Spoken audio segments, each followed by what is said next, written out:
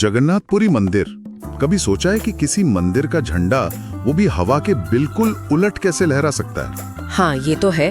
और जैसे ही आप सिंह द्वार से अंदर कदम रखते हैं, समंदर का सारा शोर गायब, बिल्कुल शांत। कमाल है ना? बिल्कुल।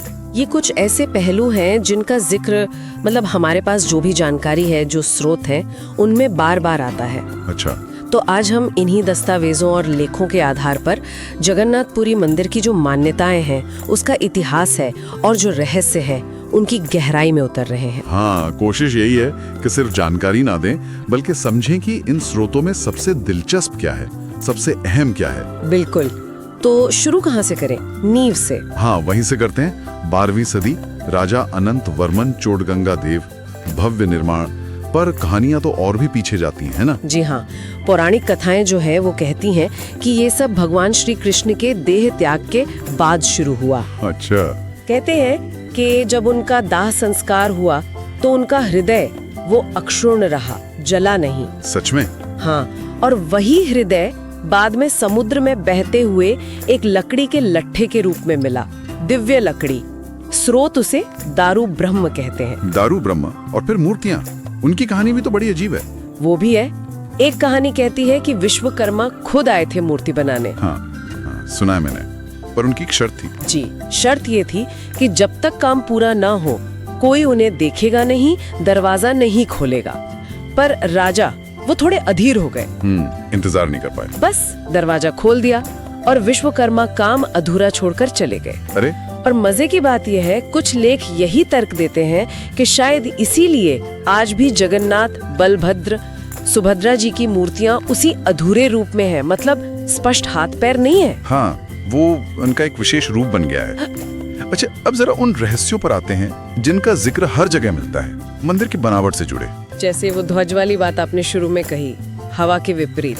हाँ, और एक और बात कि मुख्य गुम्बद की परछाई नहीं पड़ती दिन में कभी भी। हाँ, ऐसा दावा किया जाता है कई स्रोतों में। जमीन पर परछाई दिखती ही नहीं। और वो सिंह द्वार वाला मामला, बाहर इतना शोर और अंदर एकदम शांति। बिल्कुल, कदम रखते ही जैसे आवाज बंद हो जाती है। और फिर वो शिखर पर लगा सुदर्शन चक्र।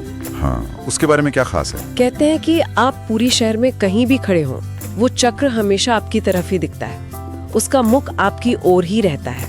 ये तो कमाल की इंजीनियरिंग लगती है 12वीं सदी के हिसाब से। वही तो।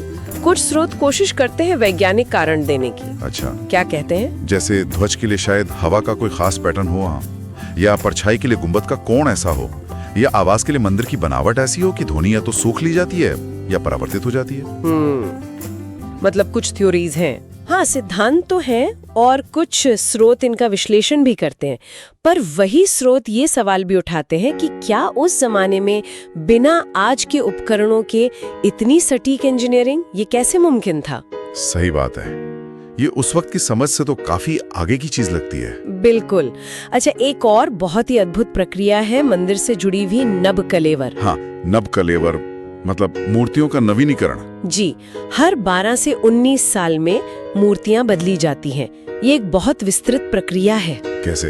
मतलब नई लकड़ी कैसे चुनते हैं? उसके लिए एक खास नीम की लकड़ी, जिसे दारू कहते हैं, उसका चुनाव होता है। और उसके लिए दिव्य संकेत देखे जाते हैं। दिव्य संकेत जैसे पेड़ पर शंख, चक्र, गदा, पद्म के निशान बने हों, ऐसी कई मान्यताएं हैं। और फिर पुरानी मूर्तियों का क्या होता है? सबसे रहस्यमयी हिस्सा वही है। पुरानी मूर्तियों से एक ब्रह्म तत्व निकालकर नई मूर्तियों में डाला जाता है। ब्रह्म तत्व? ये क्या चीज है? यही तो रहस्य है। ये क्या है, कैसा दिखता है, कोई नहीं जानता। ये प्रक्रिया बहुत ही गोपनीय होती है। कितनी गोपनीय? इतनी कि जो पुजारी ये करते हैं उनकी आंखों पर भी पट्टी बंदी होती है, ऐसा कहते हैं। इसे देखने की सख्त मनाही है। बाप रे, ये तो वाकई बहुत गहरा रहस्य है। हाँ, और इन रस्मों के अलावा वो विश्व प्रसिद्ध रथ यात्रा भी है। हाँ, रथ यात्रा, वो तो पूरी दुनिया में मशहूर है, हर साल होती है। जी, भगवान जगन्नाथ, बलभद्र और सुभद्रा अपने बड़े बड़े रथों पर सवार होकर गुंडीचा मंदिर तक जाते हैं। लाखों लोग खींचते हैं उन रथों को। और एक बात तो जो कई लेखों में मिलती है कि वो रथ सिर्फ भक्तों के खींचने से ही चलते हैं। हाँ, ऐसा माना जाता है। कहते हैं कि किसी मशीन या जानवर से कोशिश करो तो वो हिलते भी नहीं। ये बिल्कुल आस्था की शक्ति का प्रतीक जैसा है। अद्भुत। अच्छा, इतिहास में भी तो इस मंदिर का जिक्र आता है, कुछ घटनाएं हाँ, एक स्रोत ब्रिटिश काल की एक घटना बताता है। एक अंग्रेज अधिकारी था। हाँ। उसने शायद मंदिर की संपत्ति पर नजर डाली थी या फिर शिखर से वो चक्र हटाने की कोशिश की थी, कुछ ऐसा। ओह। फिर क्या हुआ? कहते हैं उसी रात तेज बुखार से उसकी मौत हो गई, रहस्यमयी तरीके से। अरे। और इसके बाद दस्तावेज बताते हैं कि अंग्रेज अधिकारियों ने मंदिर के मामलों से थोड़ी दूरी बना ली थी, मतलब दखल देना कम कर दिया था। दिलचस्प है। तो अगर हम इन सारे स्रोतों को देखें, उनका विश्लेषण करें, तो एक बात साफ है, जगन्नाथ मंदिर सिर्फ एक पूजा की जगह नहीं है। नहीं, बिल्कुल नहीं। ये इतिहास, आस्था, आर्किटेक्चर और गहरे रहस्य, इन सब का एक जीता जागता संगम है। हाँ, जो आज भी मतलब हमारे तर्क को, विज्ञान को कहीं ना कहीं चुनौती देता सा लगता है। बिल्कुल, आस्था और इंजीनियरिंग का ऐसा मेल जहां कई सवाल वो बस सवाल ही रह जाते हैं। सही कहा। और शायद यही बात हमें सोचने पर मजबूर करती है कि क्या ज्ञान की जो सीमाएं हैं, उनके परे कुछ रहस्य हमेशा ऐसे ही रहेंगे, हमारी समझ से परे। तो आज हम पूरी उड़ीसा की विश्व प्रसिद्ध रथ यात्रा पर थोड़ी गहराई से बात करने वाले हैं। हमारे पास जो जानकारी है वो इसके इतिहास और हाँ, भगवान जगन्नाथ के दर्शन से जुड़े जो आध्यात्मिक अनुभव है, उन पर भी रोशनी डालती है।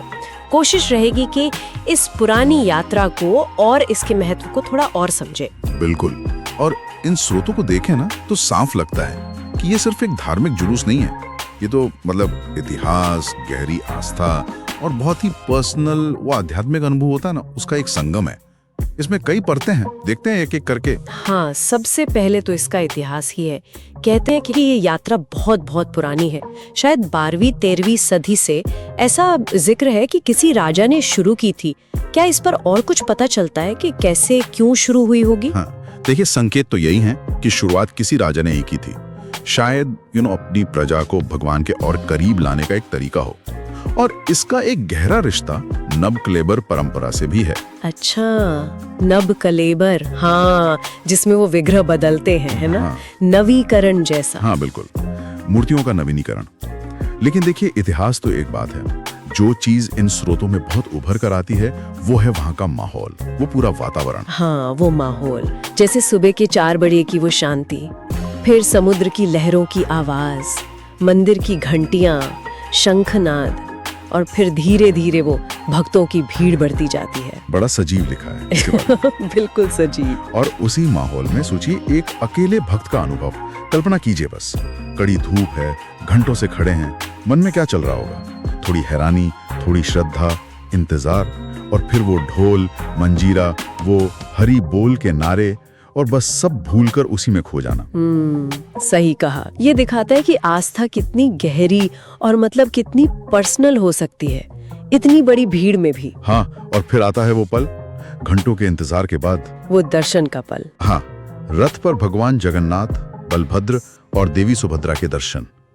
और इन स्रोतों में इसी दर्शन को बहुत अहमियत दी गई है। ये सिर्फ देखना नहीं है। अच्छा, मतलब सिर्फ आंखों से देखना नहीं? बिल्कुल नहीं। जानकारी यही कहती है कि ये एक आध्यात्मिक अनुभव है, एक तरह का सीधा साक्षात्कार। कहते हैं इससे मन के भ्रम, जीवन के दुख, वो सब कट जाते हैं। वो एक ऐसा पल है जहां भक्त और भगवान के बीच जैसे कोई पर्दा नहीं रहता, सीधा कनेक्शन। और शायद यहीं पर वो श्लोक अनुभव एवं भक्ति वाली बात आती है, जिसका जिक्र है कि भक्ति वो है जो सुनने पढ़ने से ज्यादा खुद अनुभव करने से आती है। एकदम सही पकड़ा है। स्रोत इसी अनुभवजन्य भक्ति की तरफ इशारा करते हैं। रथ यात्रा का दर्शन वो उस अनुभव का शायद सबसे ऊंचा पॉइंट है। वो एक कह सकते हैं परिवर्तनकारी लम्हा होता है, जहां लॉजिक, तर्क, वो सब पीछे, सिर्फ शुद्ध सीधी अनुभूति। और शायद यही इस यात्रा का सार है, जो लाखों लोगों को हर साल खींचता है, एक साक्षात अनुभव की चाह। तो कुल मिलाकर देखें, ये रथ यात्रा इतिहास भी है, लाखों लोगों की एक साथ जुड़ी आस्था भी है, और फिर हर एक व्यक्ति के लिए एक बहुत ही निजी, गहरा आध्यात्मिक अनुभव भी। ये सिर्फ रथों का आगे बढ़ना नहीं है, ये तो जैसे आस्था का जीता जागता दरिया बह रहा हो। बिल्कुल। और यही एक दिलचस्प सवाल भी मन में आता है इन सब बातों से, कि आखिर कैसे एक इतना बड़ा, इतना सामूहिक आयोजन हर एक व्यक्ति के लिए इतने गहरे और इतने निजी आध्यात्मिक अनुभव का जरिया बन जाता है।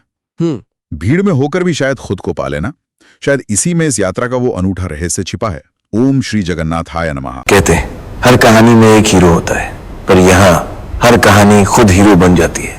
हमारे सीईओ अमित कुमार, उसका मंच सखमित।